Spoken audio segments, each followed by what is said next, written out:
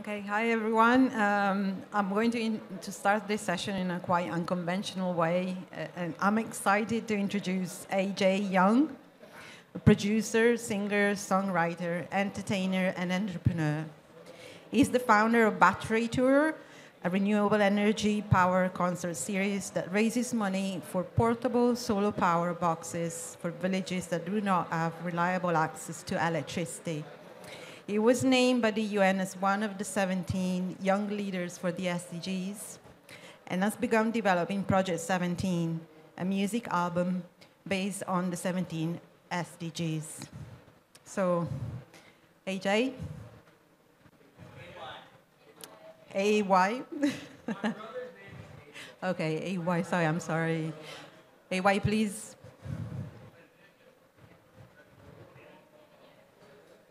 We start by playing it with you, AY.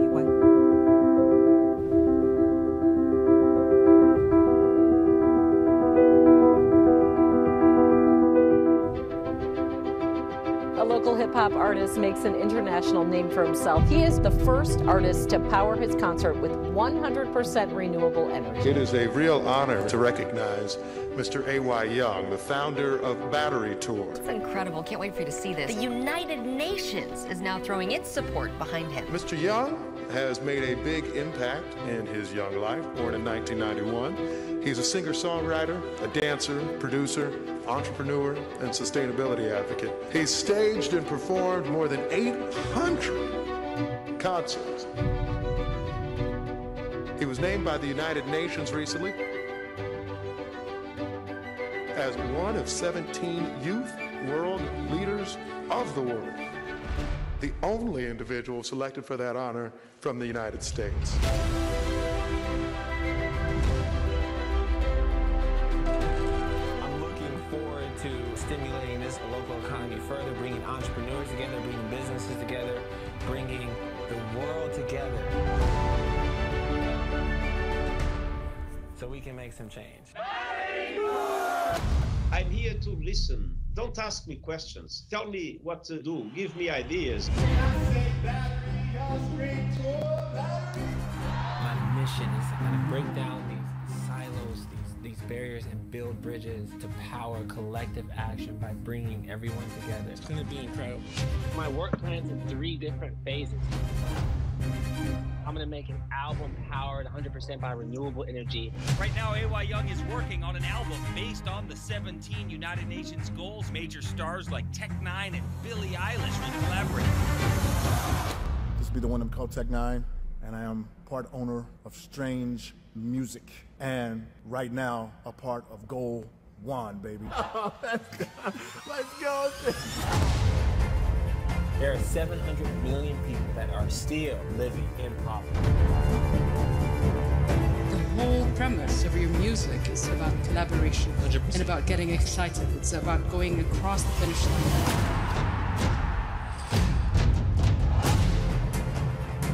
I don't think anyone can disagree that everyone needs to have access to energy, water, food.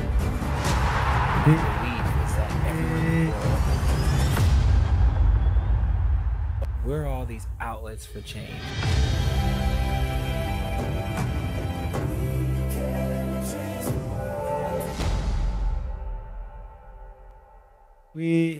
Oh, what's up, guys?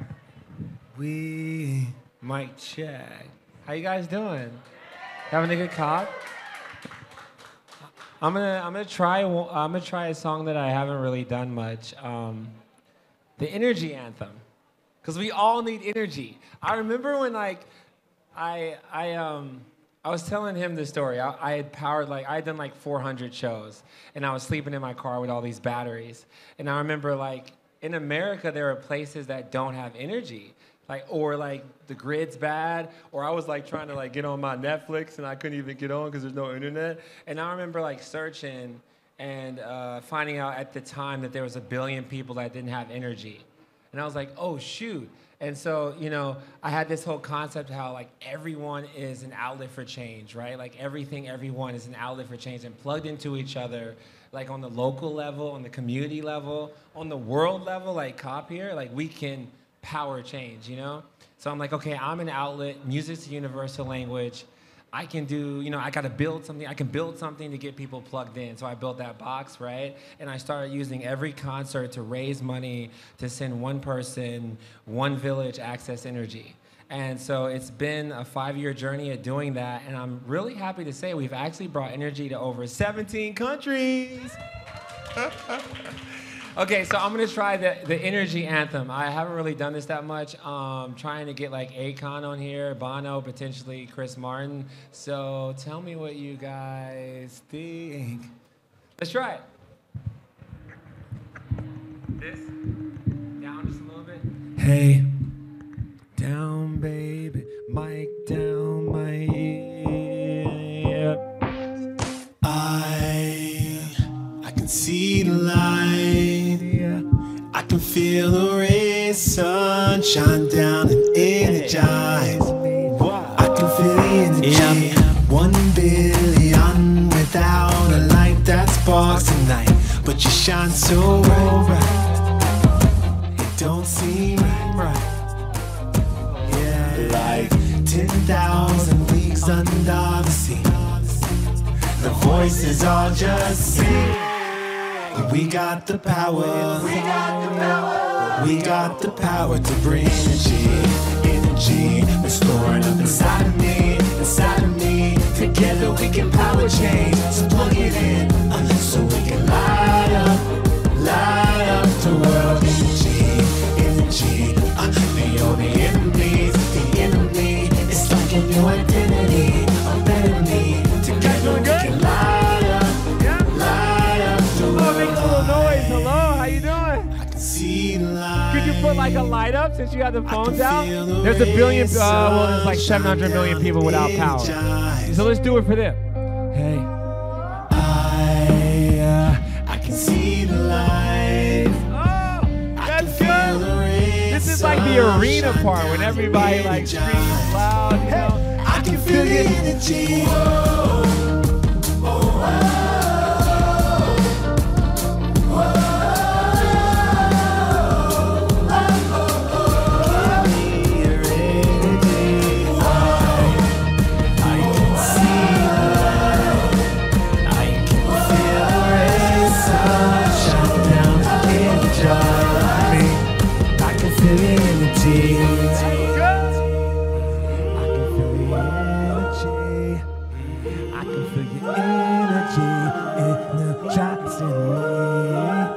I can feel the energy,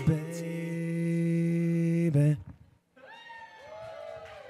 Goal 7. I can see the lights. I love that. That was good, guys. Thank you. I'm AY. It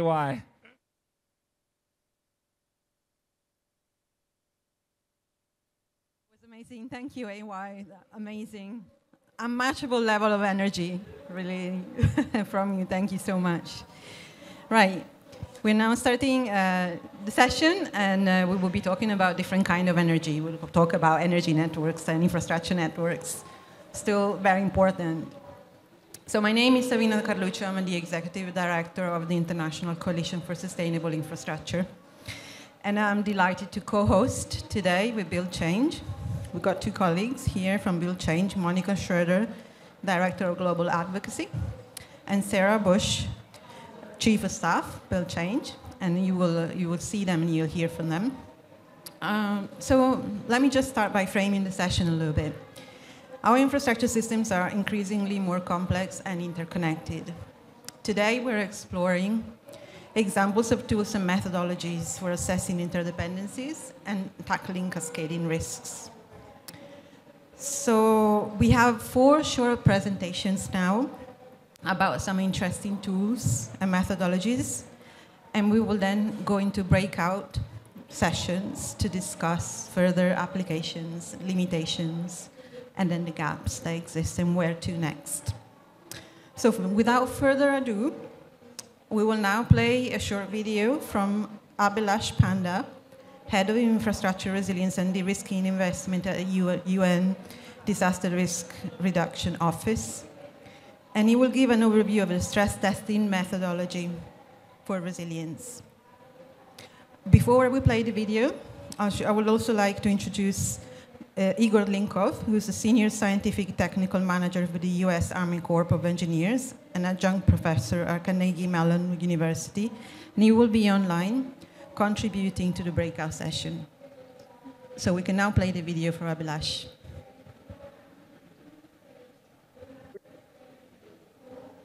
It's my pleasure to present UNDRR in this session on tackling cascading risk, losses, and damages in heavily interconnected systems at the COP27 Resilience Hub.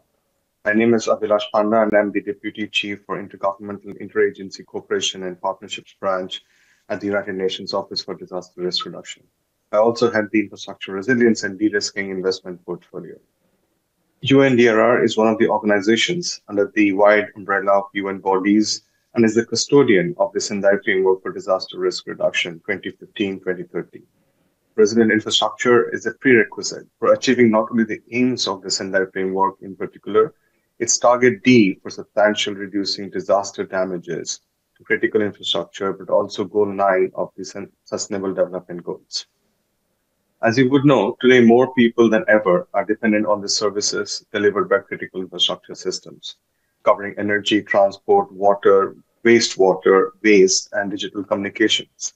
Our society is heavily dependent on the effective and efficient operation of critical infrastructure systems to deliver public services, enrich living standards, and stimulate economic growth. Evidence shows that existing infrastructure systems and the services they provide are increasingly affected by the impacts of climate change, but also by natural and man-made hazards. Between 2000 and 2019, disasters claimed approximately 1.23 million lives, an average of 60,000 per annum, and affected a total of over 4 billion people, many on more than one occasion. Additionally, disasters led to approximately 2.5 trillion US dollars in economic losses worldwide. These numbers represent a sharp increase of the number of recorded disaster events by comparison with the previous 20 years. Financing for resilience, disaster risk reduction, and de-risking investment requires a common understanding across all stakeholders. That is why we have developed the principles for resilient infrastructure, provide guidance and criteria for increasing awareness and building a common understanding around infrastructure resilience.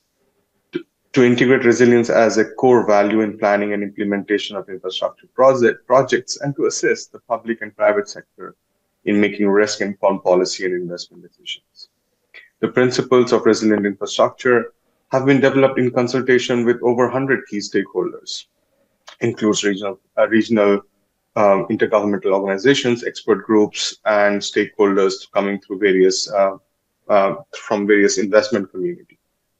The principles on adaptively transforming, environmentally integrated, proactively protected, socially engaged, shared responsibility, and continuously learning have been developed to help de-risk investments and to guide decision makers in making risk-informed decisions. Investment must also ensure net resilience gain, meaning that investments definitely should enhance the systemic resilience of infrastructure and not create any additional risk. Implementation of these principles have been approved by over 110 member states, which will lead to regulatory and policy changes for enhancing resilience. We are also in the process of developing the principles as an ISO, an international standard, which will lead to national adoption and improvements in regulation. A key action of the principle on continuously learning is to conduct stress testing of critical infrastructure. UNDRR has been working on developing a resilient infrastructure stress test model, which helps governments and various other stakeholders, engineers, investors, to base policy decision and investments on factual and up-to-date information on the status of resilience of infrastructure systems. This stress testing is an agile mechanism that allows decision makers to engage infrastructure stakeholders, take into consideration the changing risk scenario, identify interdependency, provide an overview of risks and vulnerabilities, and test the level of resilience of infrastructure in multiple and complex scenarios. Stress testing critical infrastructure can support better informed decisions, both to evaluate pre-disaster investments to withstand, recover from disruption, and to transform, as well as identify optimization opportunities for pre- and post-crisis investments. Conducting the stress test will allow policymakers to consider how changes in policy may impact risk and resilience of critical infrastructure systems, and will showcase the major gaps in infrastructure systems which need to be prioritized. Over the next 15 years or so, there will be approximately $90 trillion of investments made into infrastructure worldwide. That figure represents more than the entire current stock today. This is a tremendous opportunity, since every decision we make in both public or private sector has consequences by either reducing risk or increasing risk.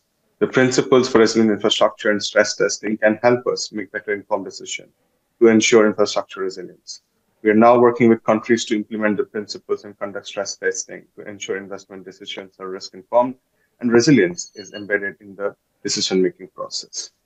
I will end here and thank you again for listening to me and all the very best for the discussion. Thank you.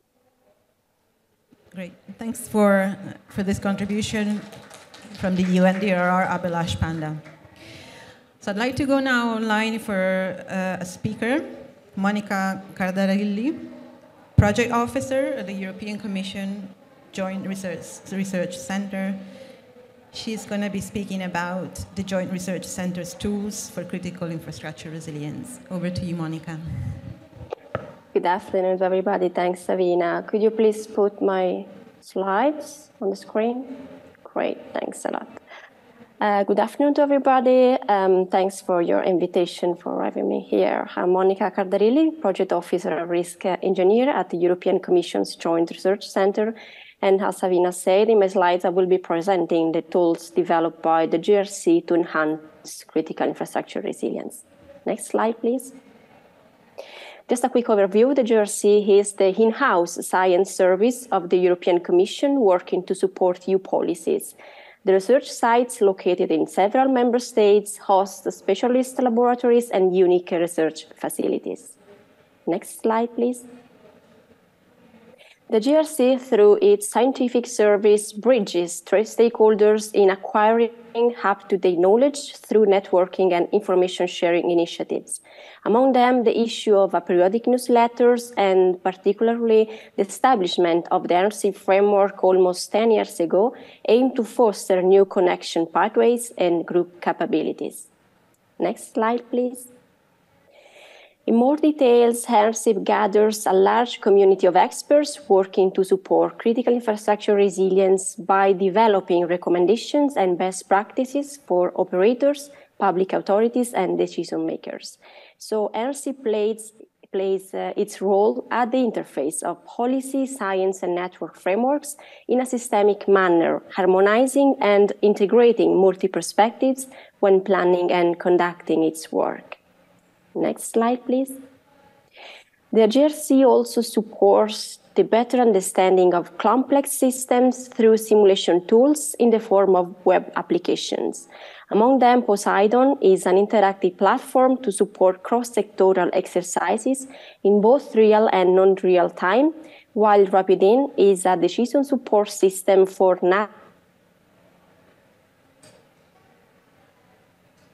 risk analysis and mapping.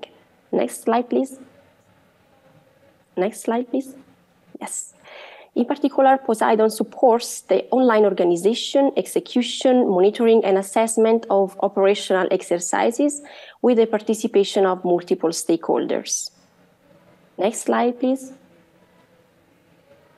When dealing with the risk of hazardous material release due to hazard impact, so-called NATEC, this tool supports damage estimation and assessment of cascading effects in a multi-hazard framework. Next slide, please. In order to enable more informed policymaking, the GRC periodically develops reports and guidelines on foresight and strategic issues to better address emerging challenges affecting interconnecting systems in a forward-looking perspective, as well as to enhance their resilience in a more holistic manner by considering interdependencies and domino effects across domains. Next slide, please. For more details and information, here are our channels and contacts. Thanks for your kind attention. Thank you, Monica. So we will have the chance to hear more from you on applications of these tools in the breakout. Thank you for that. So now I have another Monica Schroeder from Build Change. She's here with us today, and she's going to be presenting on the Resilience Housing Ecosystem Assessment Tool. Thank you, Monica. Hi, everyone. Thanks so much for having me here, and thanks so much to ICSI for, co-hosting this session with us. That was an electrifying start to the session, no pun intended. And when I think about housing, we're considering this in the context of infrastructure. So I think it's important to consider, first off, why are we talking about housing? Housing is infrastructure. And when we're talking about tackling cascading risks, it does imply what are we connecting them to? And for those of us who are lucky to have a home, at the end of the day, we're hoping to head back to our houses and have, not only access to electricity, but use the roads to get there. So that's why we're talking about housing in the context of tackling cascading risks. So what we do at Build Change is that we are a systems change leader for resilient housing. This week I just heard that we surpassed 8 billion people in our population. It's a huge number. And for us, we envision a world where every house is disaster resilient, every person has access to that kind of benefit, that kind of a luxury, although it shouldn't be a luxury, should it? So one thing that we have been working on to help assess how is resilient housing applied and understood within this context is the Resilient Housing Ecosystem Assessment Tool. Now, we published this last year in the context of the Build Change Guide to Resilient Housing, which I'm happy to share after this session if that is of interest to you.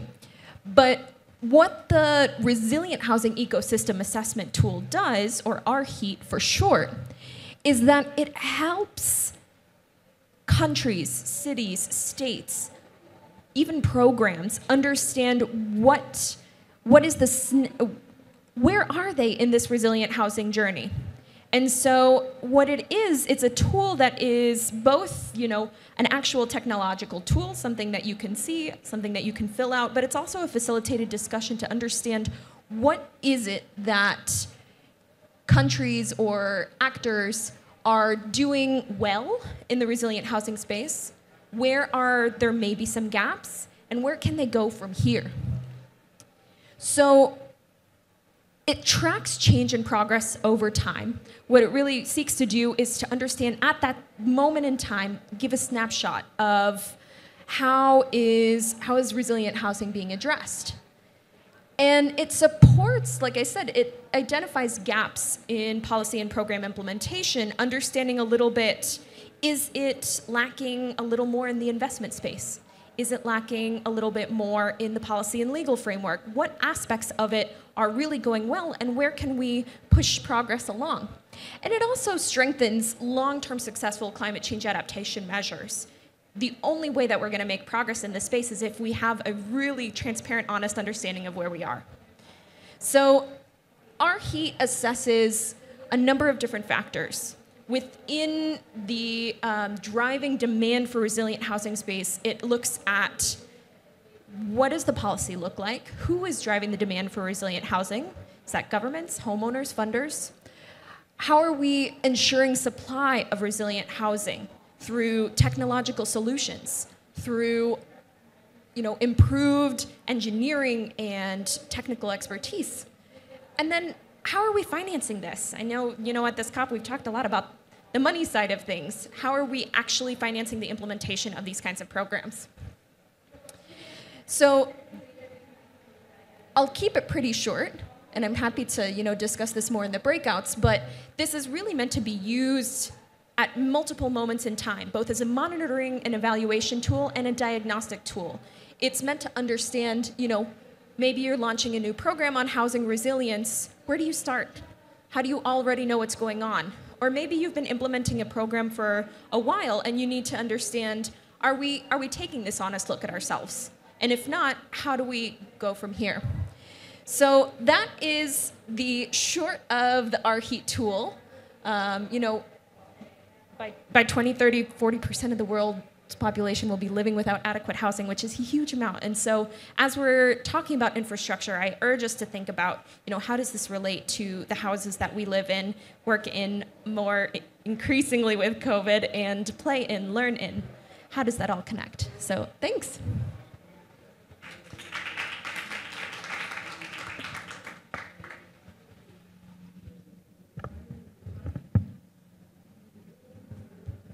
So I'll just sit here for the next part of the session, but we do have another speaker now. Thank you, Monica, for your presentation. I'd like to introduce Jasper Verscheur, postdoctoral researcher from Oxford Programme for Sustainable Infrastructure Systems, OPSIS, from the University of Oxford. He's going to be presenting on the International Infrastructure Systems Models NISMOD tool. Yes, thank you, Zafina, for introducing me. I'm waiting for my slides to come up. There they are. So thank you for having me on this panel. My name is Jasper Verscheur. I'm a postdoc researcher at the University of Oxford and part of the Oxford Programme for Sustainable Infrastructure Systems, which is led by Professor Jim Hall. And today I will present a brief overview of the NISMOD tool, the National or International Infrastructure Systems Models, a tool for climate risk analysis of intercoupled infrastructure systems. Next slide. So NISMOD is not just a tool, it's actually a set of tools now for climate risk analysis of national infrastructure systems.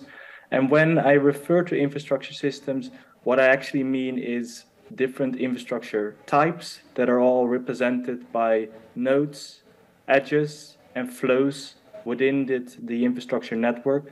And also very important, the different infrastructure types being interconnected with one another, as can be seen on the figure here. The infrastructure system analysis that we do is both climate risk analysis to the infrastructure asset itself, but more importantly, the systemic risks of the infrastructure failure. This could be people affected, transport flow disrupted, or the economic value lost. And we have pioneered this tool in the UK, but now expanded this tool to many different places around the world. And I would like to give a brief overview of some of these tools now. Next slide. But before going there, a very brief overview. So the top layer of the tool, or the first set, is always the data layer. So we try to find the best available data on hazards, the infrastructure networks itself, services, and also getting a view of the socioeconomic system. So how is the populations and the economy dependent on the infrastructure?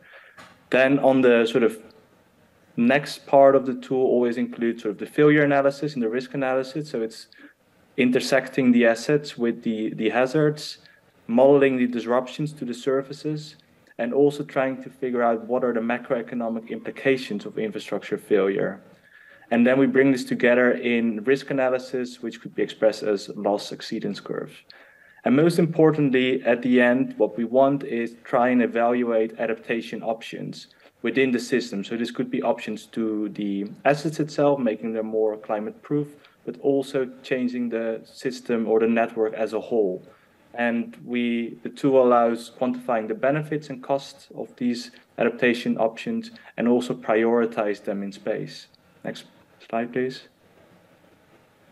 So I'm giving you a few snapshots here. So this is a tool we developed for the Planning Institute of Jamaica, consisting of different infrastructure types. And at the top, showing you a sort of screenshot of the direct damages to the road infrastructure as a result of extreme rainfall. And at the bottom, it's a visualization of the adaptation of the electricity substations to flooding, by making them more climate proof. And this is just a snapshot to show some things that we've implemented in the tool. Next slide. This is another tool we built for Southeast Asia, and to show that we've also scaled this up now to multiple countries. This is showing the electricity transmission network and the exposure to cyclone wind, in which we quantified not only the damages to the transmission lines, but also the economic activity dependent on these transmission lines, and what are the consequences if these transmission lines are not working. And this was developed for the World Bank. Next slide. Another tool here we developed more recently for Eastern Africa, a sort of deep dive in the regional transport system. And I'm showing this here to sort of show that we're not only looking at present-day damages and losses, as can be seen on the left-hand side, but also the future, and seeing where are the risks increasing the most in the whole infrastructure system, and this could be used to prioritize adaptation options. Next slide. And just very briefly, where we're going with this, we're trying to scale this up. And in fact, last week during COP, we had some presentations where we showed a sort of first version of the global tool that we developed now. And we're also thinking of adding new features such as nature-based solutions as adaptation options, better representing the business interruptions in the tool, also looking at cross-border risk, and we're working on a version of this with the IMF now, looking at cross-border risk of port failures. And also, very importantly, I'm trying to implement event data sets instead of hazard maps in the analysis. And I'm happy to talk more about the sort of future directions in the breakout sessions. Next slide. And that was it. And I just want to highlight that this is the team effort. So I want to not only give credit to the whole OPSIS team for working on the different tools over the last couple of years. Right. Thank you very much, Jasper. And thank you to all the presenters for their informative presentations. So time to move to the discussion part of this session. We will have 2 breakout groups, one in the physical room and one in the virtual room. During the breakouts, we want to explore applications, and we've got a slide showing what the breakouts need to be. So during the breakouts, we want to explore the applications of the tools we heard about, and also understand what the limitations are and what the future direction should be for this type of tools. And we also want to identify any other tool that exists and have not been mentioned in the session. So I'd like to welcome the breakout facilitators. So I'll probably say we just sit on the chairs for this part. So I welcome Sarah Bush again, Chief of Staff for Build Change, and Monica Schroeder, Director of Global Advocacy. We heard from her. And online, we've got George Karajanis, who is the Director for Engineering Leadership Group at Resilience First. He will be moderating the virtual breakout. So for everyone online who wants to join the breakout, you will be sent a link. Please click on the link and you will be sent to the breakout room. And we will meet again here in 15 minutes to share the key findings from the discussion. Handing over it to you. Thanks so much, Savina. So we've heard about some great tools that are both going to help us in our decision making, but also support us as we go further faster. And so now it's time to turn it over to you and to really understand what types of tools are helping you in your own day-to-day work.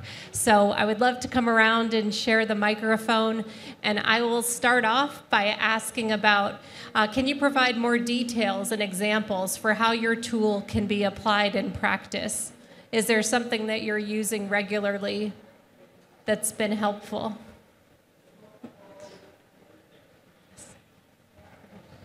And could you share your name and who you're with as well? Sure. Hello. I'm Professor Preeti Parikh from University College London and also council member for IC. This is more a question. So we've had an excellent series of presentations on tools, kind of overlaying resilience, overlaying kind of infrastructure. But the big question here is adaptation, implementation. This is supposed to be the COP of implementation. So my question for everyone was, how will these toolkits lead to climate adaptation? So how the overlay between, for example, infrastructure, hazard will lead to adaptation and hence will lead to climate finance. So I'm actually posing a question back. Great, we'll take it. Monica, would you like to take that one and share about how your tool aids in adaptation? Sure, I'm happy to. So yeah, in terms of how our heat as a tool, advances and affects adaptation. You know, adaptation is at the core of housing resilience. When we're talking about housing resilience, we're thinking about the impacts of climate change, we're thinking about extreme heat, we're thinking about storms. And so what this aims to do is catalyze that action. You know, when it comes to adaptation outcomes,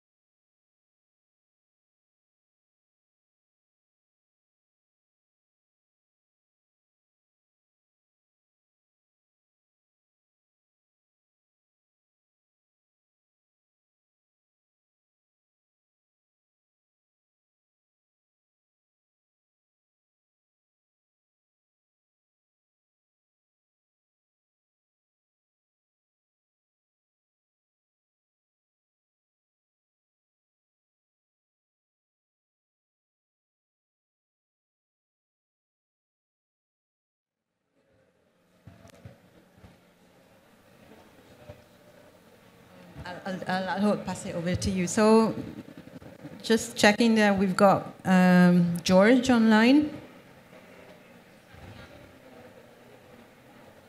Oh, okay. So, okay. All right. So we're not ready to start?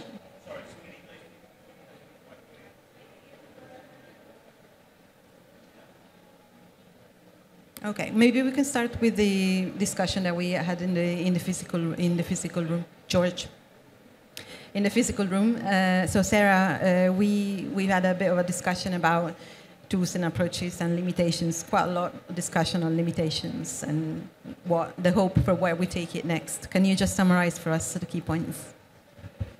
Yes, absolutely. So what I heard is that we need tools and planning that are going to lead to direct implementation, and that we can no longer wait to put the planning and the preparation into place so that we can help families today who are on the front lines of the climate crisis. We also need to think about information infrastructure and how tools are available and to make sure that they're open source. We need to build capacity and have simple tools, and also to know that these tools don't need to be incredibly complicated. The more accessible they are, the more people they can reach. And then also I would say that there's a huge variety of tools that's already built and available, and so getting them into the hands of the right people is also critically important so that we can work towards implementation today and now. Great. Thank you, Sarah. Just checking that George, he is online. Hello, George. Nice to see you. You're mute. Yeah, maybe you can speak now, try. Yes, can you hear me? Loud and clear. You startled everyone in the room, but nice to see you. Nice to see you, George. Okay. Is something going terribly wrong? No. I do this sometimes. I scare people. All just right. kidding. Okay. Can I just ask you to give us a brief summary of the key points you discussed in the virtual breakout, please? Yes, thank you very much. We looked into use cases and the benefits and limitations of various models. First of all, Igor Linkov began discussing the stress testing approach that UNDRR has been developing. The idea was to figure out how interconnected systems can address cascading failures and how to visualize interconnections.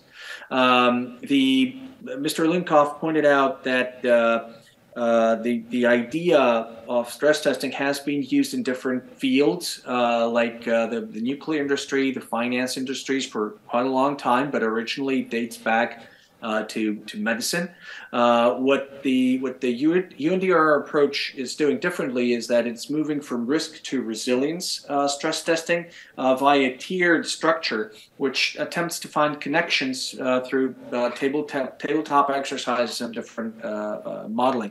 Subsequently, Ms. Cardarilli from the European Commission Joint Research Center discussed how the various tools that the JRC is developing are used to support European Union member states and above. For example, Poseidon is a network-based tool which provides services such as cost estimation. It helps to optimize resource allocation. It covers large geographic areas and cross sectors using essentially what-if scenarios. She did point out that one improvement they're working on is they're trying to make it more comprehensive. And also Mrs. Cardarilli briefly described another tool, RapidN, which looks into the impact of natural hazards on various critical infrastructure. Subsequently, Jasper presented the tool developed at the University of Oxford and how they used it for the government of Jamaica. The added value of that tool was that it provided a holistic and collaborative approach, which was, among others, used to assess the existing vulnerability.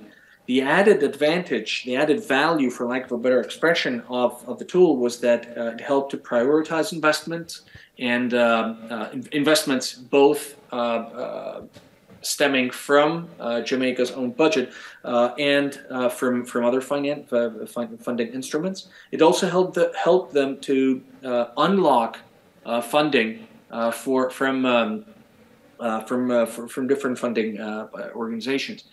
Then Mr. Westcombe from PRI asked a question about the vulnerability assessments and how the granularity of the data or the understanding of the risk comes into play, and the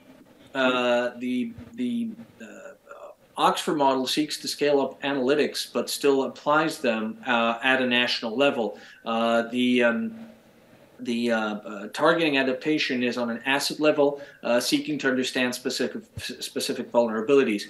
Last but not least, Mr. Linkoff pointed out that the critical factor here is to move from risk and vulnerability to resilience, thinking more about recovery and asset level of resilience, rather than simply hardening assets to bluntly resist the impact of natural hazards and more. These were essentially the notes Katie Bomber and I kept from the session. I hope it answers the main questions from the breakout session, and we're looking forward to hearing what the physical room had to say. Well, we did it the other way around, George. Sorry, we've kind of missed the physical room remarks, but our discussion was a little bit more on the limitations. We talked about data, that we need data, we need to be integrating data and information across different agencies. We talked about different levels of tools, whether they are high-level system mapping or something that is a bit more granular. So that's kind of what we discussed. But thank you so much for moderating the session, and thank you for sharing those key points with us. Thank you. So just last few points from me. This is a complex topic, and by no means is the end of the conversation. This is an open and ongoing discussion. We hope you found it useful. Please visit the resource page at the Resilience Hub. We have more information about the tools that have been presented today in the session. I'd like to thank all the speakers and the facilitators. Thank you, Monica and Sarah here in the room, and thank you to the colleagues online, Jasper, Monica, Igor, and George for facilitating. So just drawing this session to a close. Thank you very much again, and let's keep the conversation going. Thank you.